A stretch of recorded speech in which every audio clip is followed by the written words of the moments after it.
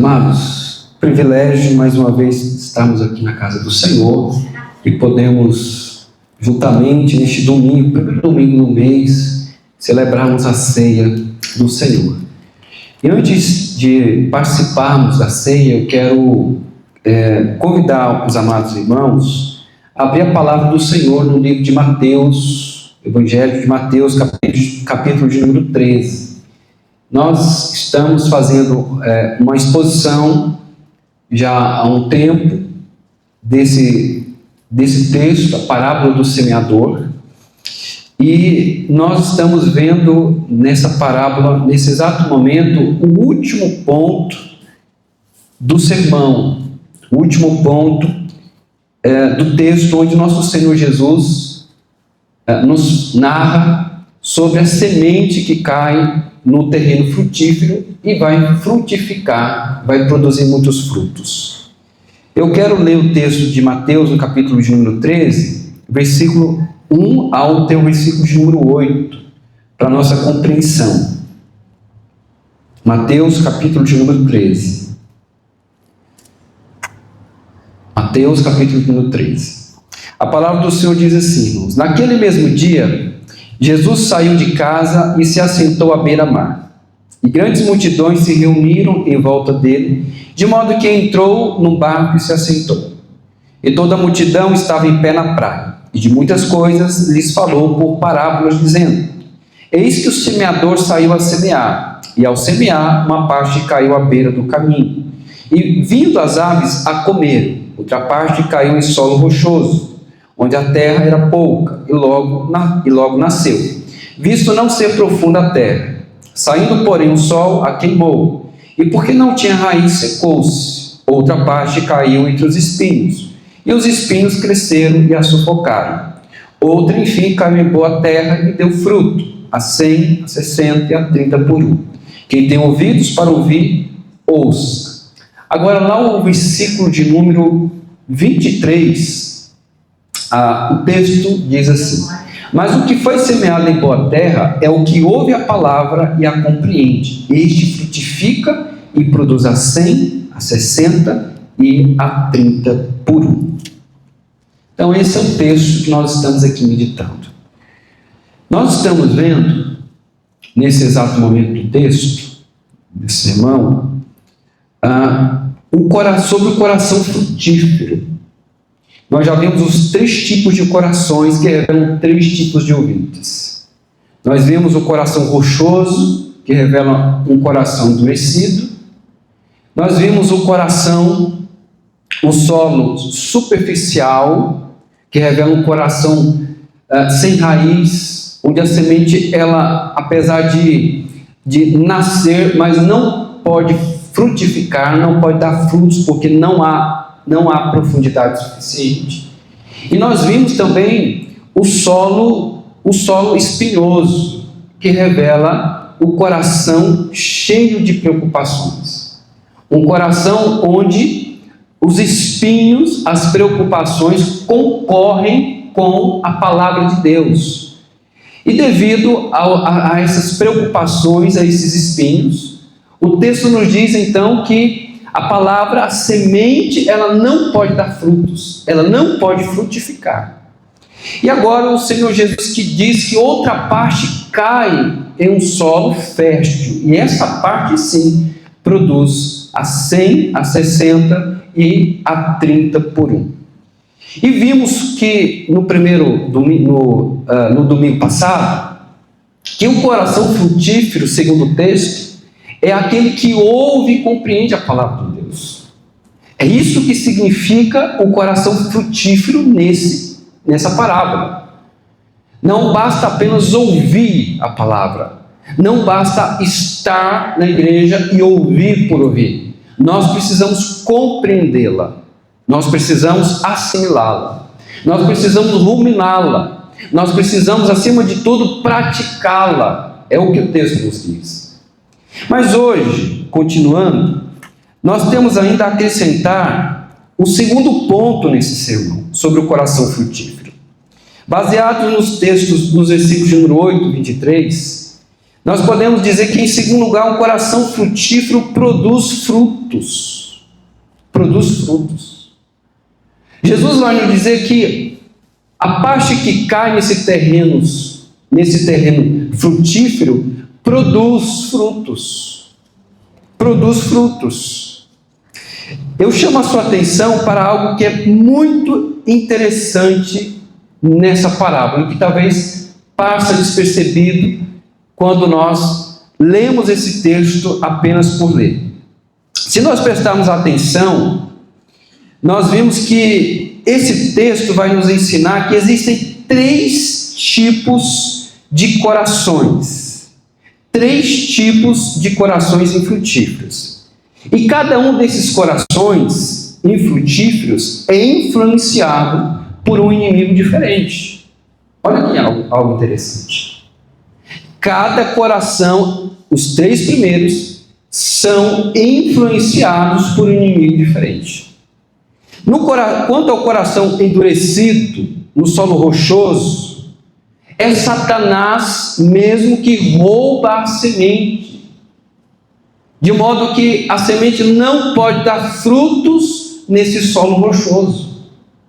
No segundo coração, no segundo terreno, no superficial, nós temos os enganos da carne por meio do sentimento religioso, que impedem a semente de crescer. No terceiro coração, no coração espinhoso, no coração culpado, são as coisas do mundo que impedem a semente de frutificar. Lá em Efésios, no capítulo 2, versículo 1 ao 3, a palavra do Senhor nos diz que nós temos 3 inimigos que nós batalhamos incansavelmente. Todo cristão tem esses 3 inimigos. O primeiro deles é o diabo. Reparei que é o inimigo número 1 do primeiro coração, do coração endurecido. O coração já é endurecido. E ele enfrenta o inimigo, ele enfrenta um arquirrival. E esse arquirrival, esse inimigo, é Satanás. Satanás, ele rouba a semente antes de cair no solo, para que esse solo frutifique. Nós temos a carne, segundo o texto de Efésios, que também milita contra a nossa vida, que está presente no coração superficial. Por que o coração superficial não pode dar frutos? Por que aqueles que têm um coração sem raiz não pode frutificar? Por causa dos desejos do mundo, do coração, da carne. Existem os desejos. E esses desejos da carne militam com a semente, de modo que a semente não pode frutificar naquele coração. No coração ocupado são as coisas do mundo. O mundo concorre com a semente. O mundo concorre com a palavra. O mundo concorre com o reino de Deus. E as pessoas que estão com o coração ocupado, cheio de espinhos, eles não têm tempo para Deus. Eles não valorizam a semente que o semeador lança a semear. Por isso a semente não dá frutos. Não é porque ela é de pouca qualidade, porque a natureza da semente é a mesma, a qualidade é a mesma nos 4 tipos de corações. O problema está nos corações e nos inimigos que eles enfrentam. Agora, algo que é mais interessante ainda. Nos versículos de número 8 e 23, nosso Senhor está descrevendo o verdadeiro crente. O texto diz no versículo 8: outra parte, enfim, caiu em boa terra e deu fruto, a 100, a 60 e a 30 por 1. Quem tem ouvidos para ouvir, ouça. Versículo 23. Mas o que foi semeado em boa terra é o que ouve a palavra e a compreende. Este frutifica e produz a 100, a 60 e a 30 por 1. O que o Senhor Jesus está aqui retratando nesse momento? Ele está retratando o verdadeiro cristão que foi transformado. Jesus está retratando o cristão que nasceu de novo, aquele que, ao contrário dos três corações, dos três inimigos, experimentam um novo nascimento. Esse coração consegue desvencilhar desses três inimigos. Ele consegue se desvencilhar do diabo, ele consegue se desvencilhar dos desejos da carne, e ele consegue se desvencilhar também dos desejos do mundo. E isso ele faz porque ele tem uma meta. Isso ele faz porque ele tem um objetivo. Isso ele faz porque ele tem um propósito. O cristão, segundo nosso Senhor, é conhecido pelos seus frutos. E por isso ele diz: frutifica. O coração frutífero é aquele que frutifica. Mas quais são esses frutos? Porque Jesus não diz nesse texto quais são os frutos que a igreja frutifica. Mas o texto nos diz implicitamente que existem 3 tipos de frutos que cada um de nós frutifica. E o primeiro deles está escrito lá em João 3:3, quando Jesus respondeu a Nicodemos, quando Nicodemos inquiriu Jesus sobre como ele poderia nascer de novo. E Jesus então responde a Nicodemos: em verdade, lhe digo que se alguém não nascer de novo, não pode ver o reino de Deus. Jesus estava falando que o primeiro tipo de fruto que é produzido na vida desse que tem um coração frutífero é o fruto do novo nascimento. Precisa nascer de novo. Jesus está falando que é necessário que nasça de novo. Os outros 3 tipos de corações não nasceram de novo. E aqui nós estamos falando, portanto, de novo nascimento, nós estamos falando de mudança, nós estamos falando de arrependimento, nós não estamos falando de presença na igreja, mas nós estamos falando de maneiras de pensar totalmente divergentes do mundo. Nós estamos falando de alguém cujo coração é tomado por Deus e pelo seu reino. Esse sim nasceu de novo. E esse sim está todo dia. Ele está todo dia matando o velho homem para que esse novo homem cresça. E é isso que nós fazemos, devemos fazer todos os dias: matar este velho homem, matar esses velhos desejos, matar tudo aquilo que possa nos impedir de buscar o reino de Deus. Certa vez eu ouvi um pastor dizendo que o nosso principal inimigo não é Satanás, amados.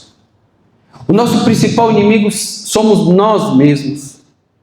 Nosso principal inimigo é o nosso coração inclinado sempre àquilo que desagrada ao Senhor. Nós insistimos com coisas e pessoas erradas a despeito de Deus ter falado conosco muitas e inúmeras vezes. E por que isso acontece? É porque nós muitas vezes não estamos prontos para renunciar os nossos pensamentos, desejos e valores que nós ainda abraçamos como Deus. E por isso então nós vivemos arrastados em uma correnteza opressora que não nos oprime apenas o corpo, mas também a mente e o espírito, e também a alma. Jesus vai nos dizer que esse cujo coração dá fruto, a esses cujos coração frutifica, ele vai deixando coisas de lado para conquistar outras coisas. Olha o que diz, por exemplo, lá em Efésios capítulo 4, versículo de número 22, Paulo escrevendo à igreja de Éfeso. E ele diz nesse texto algo muito interessante.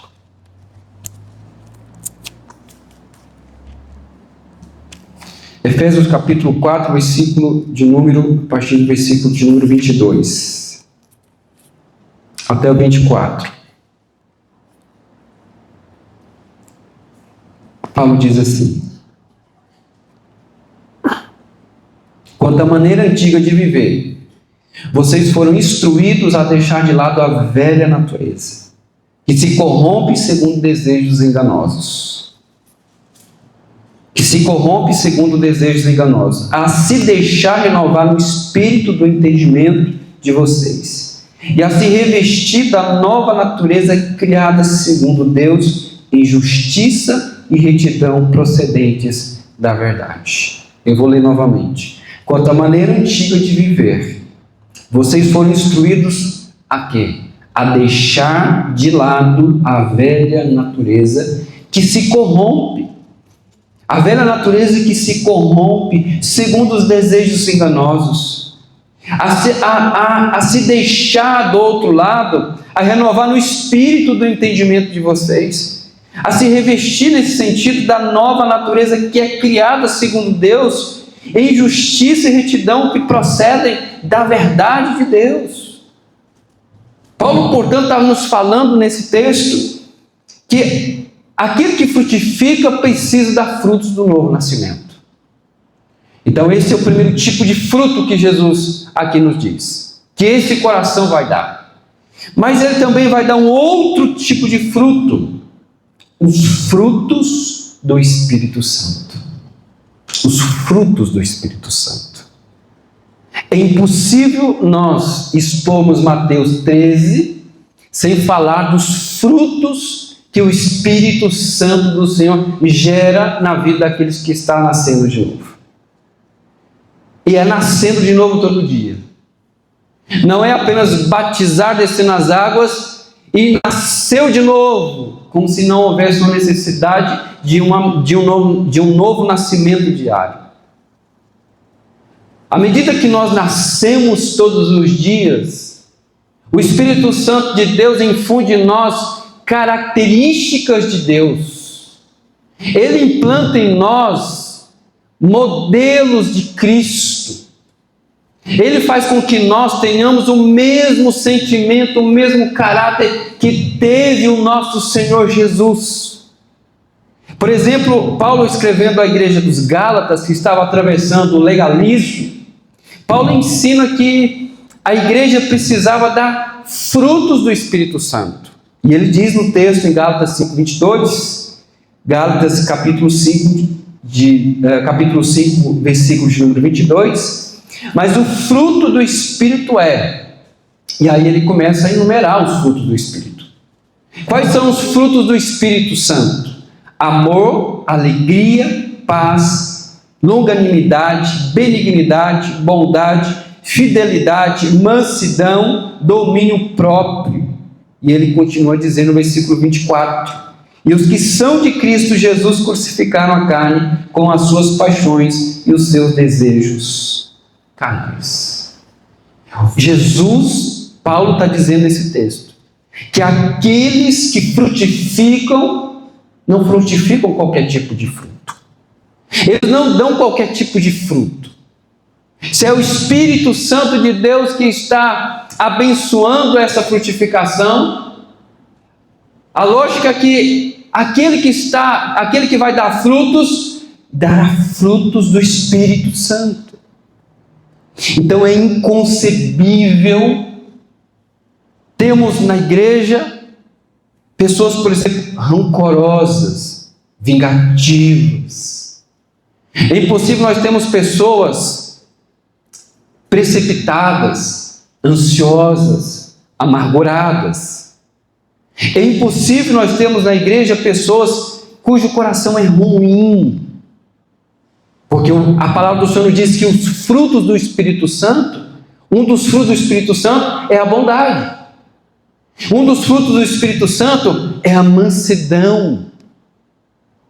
Não é alguém com um caráter, alguém que tem um caráter de Pedro antes da transformação.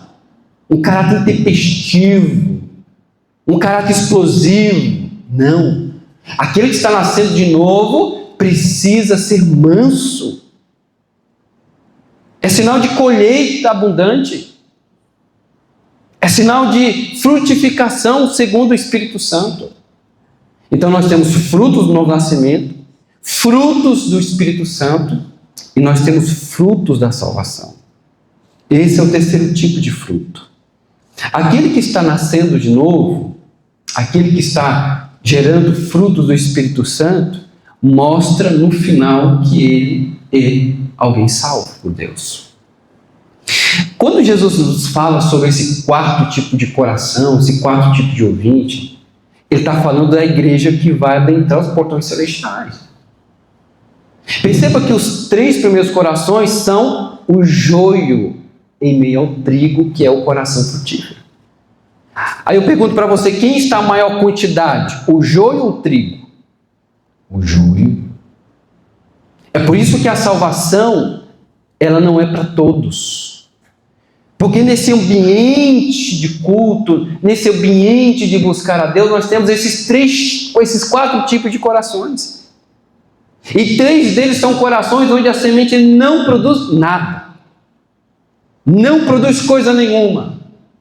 Onde a semente de Deus, ela bate e ela volta. Agora no quarto tipo de coração, a palavra do Senhor diz que frutifica. E as marcas dessa frutificação evidenciam a salvação dessa pessoa. Quando nós olhamos para alguém, nós precisamos olhar para os frutos dele. Quando nós falamos de alguma pessoa dentro da igreja, nós não devemos olhar para o nome que ele tem e tampouco para o cargo que ele exerce. Mas devemos olhar para os frutos, porque é isso que é a maior evidência. Não importa quantas pessoas já foram abençoadas pela vida dele. Se ele, nesse exato momento, está longe de Deus. Volto a chamar a atenção para o fato de que o mais importante do que iniciar o processo da salvação é nós terminarmos a salvação. Mais importante do que você ter começado, ter batizado lá atrás, é você perseverar quando muitos irão desistir. É você permanecer quando muitos irão desviar-se da verdade. Quando muitos, por causa de tantas coisas, tantas justificativas, por causa do mundo, por causa da riqueza, por causa da dureza do seu coração, por causa da pouca profundidade do seu coração, irão deixar Jesus. O mais importante é que aqueles que dão frutos, eles permanecem, eles perseveram. Jesus nos diz algo que é muito interessante lá em Mateus, no livro que nós estamos expondo, agora no capítulo 7, versículo 17. Olha o que o nosso Senhor Jesus nos diz, irmãos. Mateus 7, versículo 17.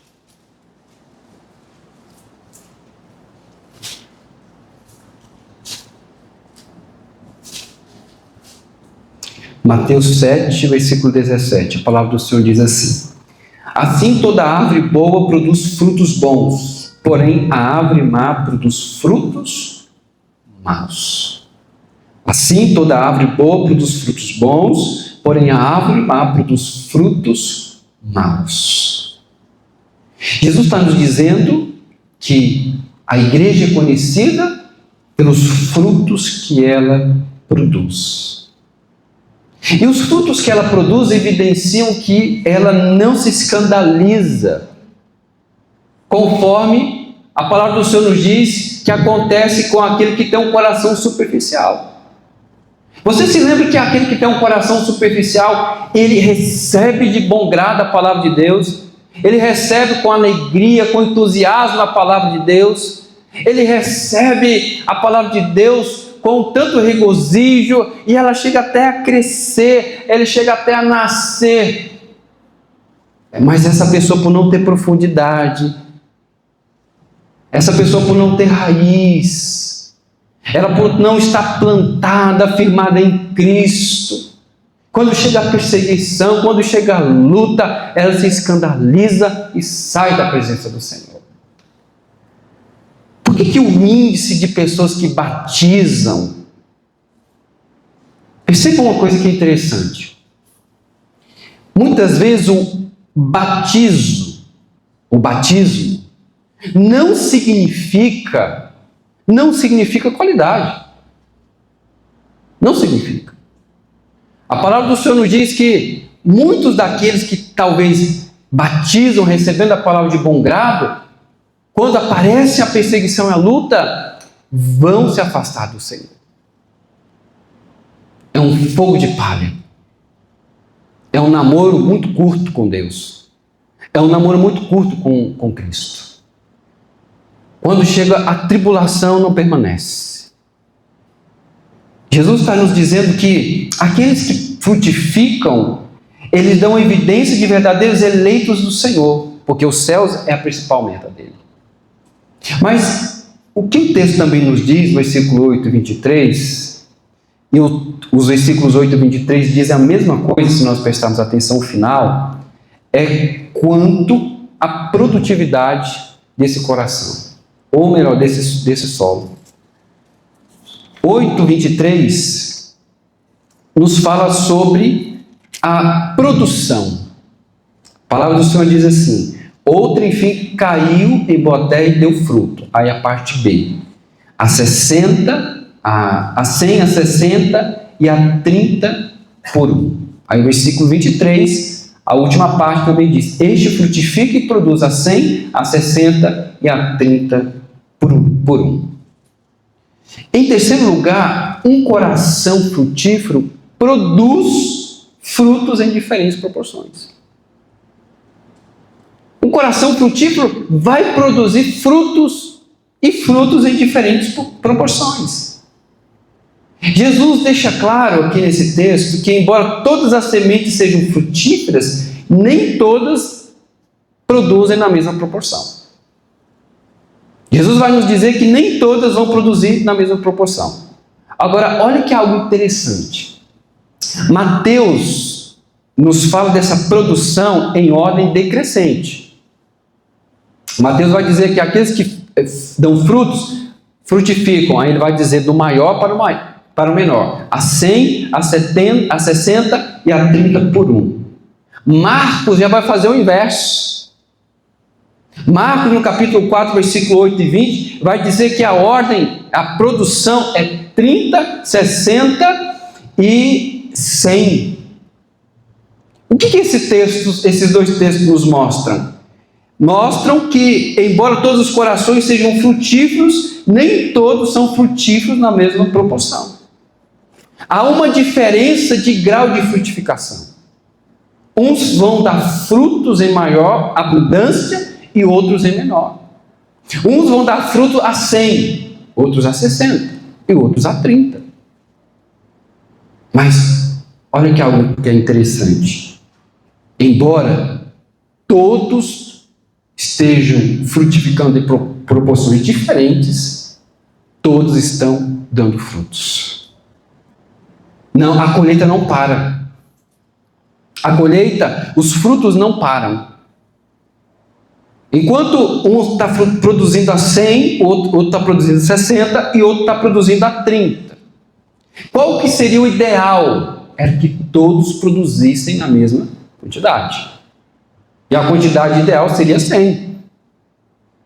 Tomara ao Senhor que todos aqueles que Deus colocou dons na igreja, e aí quando nós falamos de frutos, nós falamos de dons também.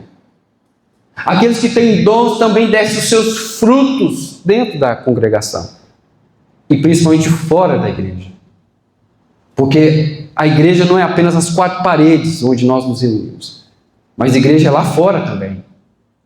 E eu digo para vocês que mais importante do que dar frutos dentro da igreja é dar frutos lá fora. Lá é o nosso campo. Mas presta atenção que aqui também é o teu campo. Há pessoas que dizem assim: bom, pastor, eu estou frutificando lá. E na igreja não dá fruto. Na igreja, Deus te capacitou com o talento. E aí nós temos a parábola também dos talentos, né? Mas nós não vamos entrar nesse mérito. Mas os dons e talentos também fazem parte dessa frutificação. Não é receber um talento e morrer com esse talento. Porque no final das contas, quando você estiver diante do nosso Senhor Jesus, Ele vai te chamar de tolo porque você não utilizou o teu talento para granjear pelo menos um talento a mais. Você recebeu um talento e morreu com esse talento. Não fez nada com esse talento por anos e anos dentro da igreja. Você não fez nada com esse talento fora da igreja. E isso é algo péssimo. Agora, a palavra do Senhor nos diz que se nem todos podem dar frutos na mesma quantidade, uma coisa é certa: todos frutificam porque são consagrados e comprometidos em produzir frutos para Deus. O fruto não é para mim mesmo, o fruto é para Deus. A colheita vai ser grande, mas a glória é do Senhor. A glória é de Deus.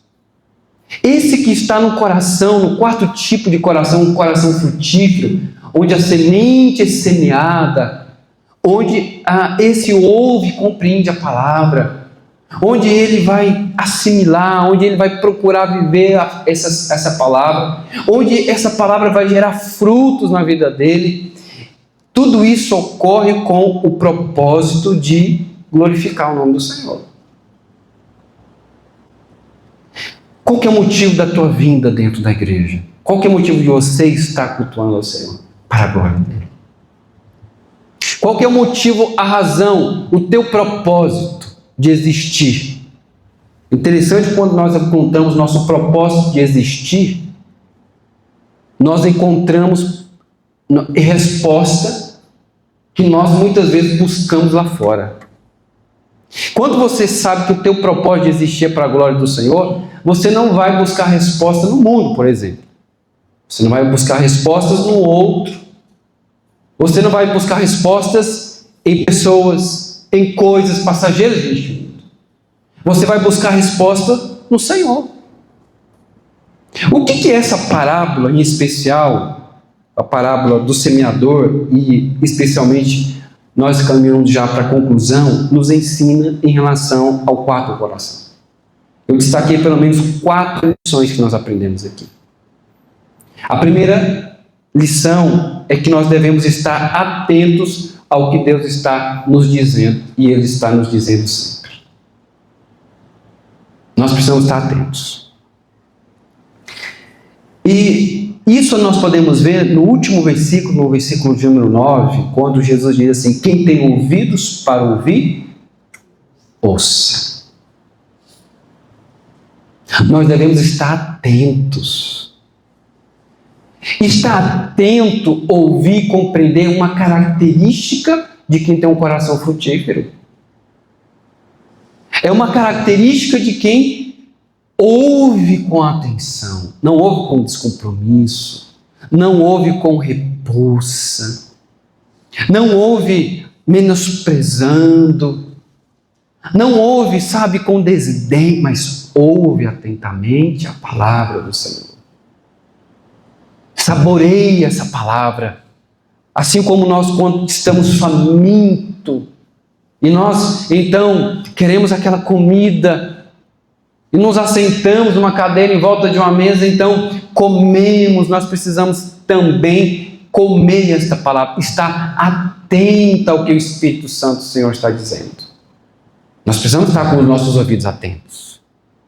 A segunda lição que nós extraímos de toda essa parábola é que nós não devemos nos enganar com as aparências. Olha, algo interessante nessa parábola é que nós aprendemos que as aparências enganam. As aparências enganam. Quando você vê um homem ou alguém, uma mulher bonita dentro da igreja com a Bíblia, você olha assim: oh, mas lá está um homem fervoroso, temente ao Senhor. Mas você não sabe que é um homem com coração duro. Você vê uma linda mulher dentro da igreja e você diz assim: oh, aquela irmã parece uma irmã tão piedosa. Mas você não sabe que o coração dela é tão superficial, não tem raiz. Ela é tão fraca, se ela vê alguma coisa dentro da igreja, ela vai se escandalizar e vai sair da presença do Senhor. Ela não pode ouvir um problema dentro da igreja, porque ela se escandaliza com tudo, ela é muito fraca, e ela sai da presença de Cristo, não volta mais. E existem pessoas que nós olhamos e falamos: esse irmão é uma bênção. Esse irmão, como é uma bênção. Mas nós não sabemos o que o coração dele é tomado por espinhos. O coração dele é tomado pelo mundo. por preocupações. O coração dele é tomado por coisas e sentimentos que concorrem com essa semente. E por isso a semente da palavra do Senhor não pode gerar fruto na vida dessas pessoas. E elas então permanecem até um certo momento na presença do Senhor. Então, em primeiro lugar, nós devemos estar atentos para aquilo que o Espírito Santo está dizendo a nós. Mas devemos também tomar cuidado com as aparências. Tomar cuidado porque as aparências enganam. Olhe os frutos. Quer conhecer alguém e não existe nada melhor dentro da igreja do que os frutos. A igreja é conhecida pelos frutos que ela dá. É pelos frutos. É isso que marca a vida de uma pessoa. Assim como também é isso que marca a vida de um pai e de uma mãe. Vamos imaginar um pai que nunca cuidou do filho, nunca cuidou da filha, nunca amou quando era jovem. Esse filho cresce, nunca esteve com ele, sempre ausente. As coisas do mundo que sufocavam, concorriam com a semente, ocupavam o primeiro lugar. Esse filho cresce. Vamos imaginar que esse homem era rude com a mãe. A mãe morre, que era um amor de pessoa. E ficam 3 filhos. Só que esses 3 filhos nunca tiveram o amor do pai dentro de casa. Quando ele se torna sexagenário, chega na terceira idade, com 70 anos, não tem mais força, ele não começa mais a ser grosso como era antes, porque ele sabe que precisa de ajuda. Aí eu te pergunto, será que esses 3 filhos vão ajudar esse pai?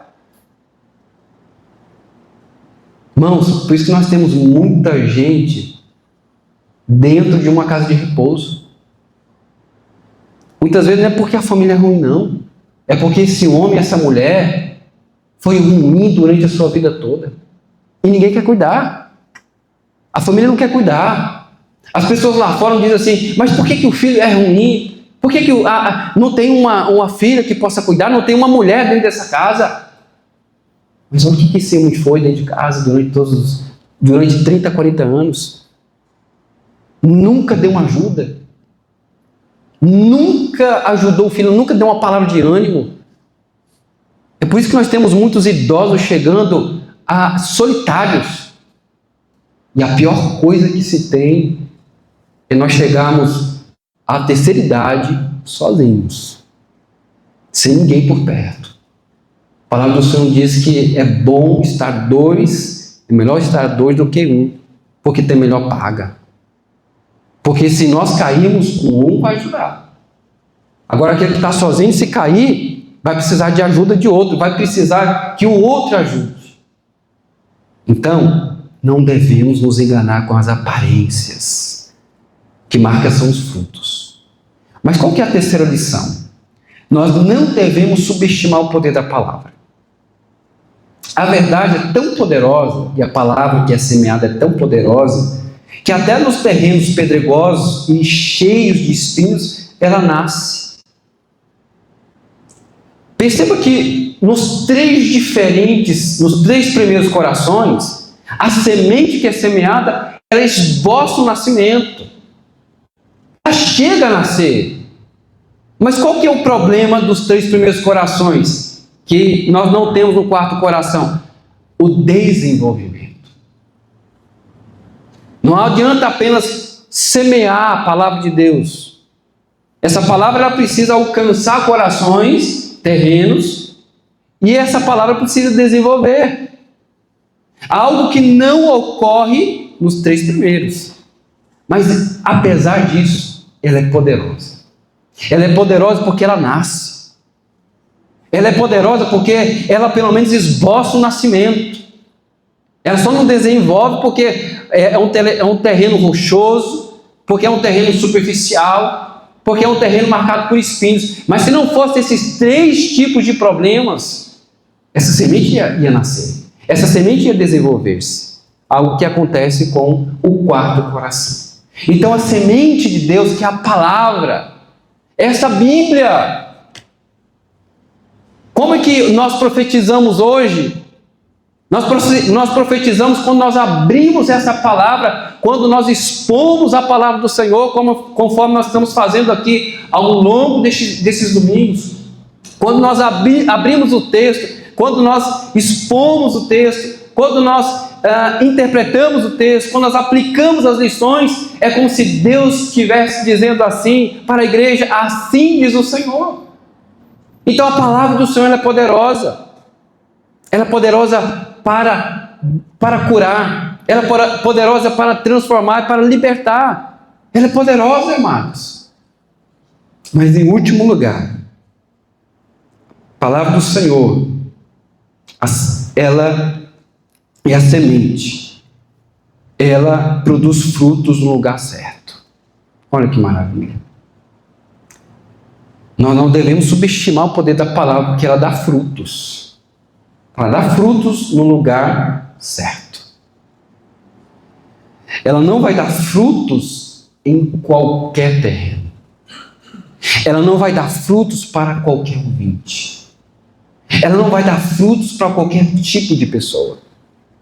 A semente, que é essa palavra que o semeador sai a semear, ela vai dar frutos no lugar certo, onde ela cai no lugar certo. E nesse lugar certo que cai a semente, a palavra produz a 100, a 60 e a 30 por 1.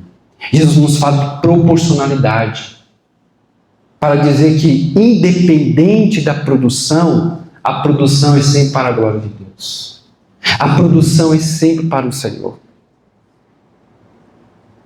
Então eu chego ao término dessa parábola, da exposição, pedindo à igreja para que fique atenta, pedindo a cada um de vocês que fique atento àquilo que o Espírito Santo do Senhor diz à igreja, aquilo que o Senhor disse aos nossos corações nessa noite, não apenas nessa noite, mas ao longo de toda essa exposição, lá em Mateus capítulo 23.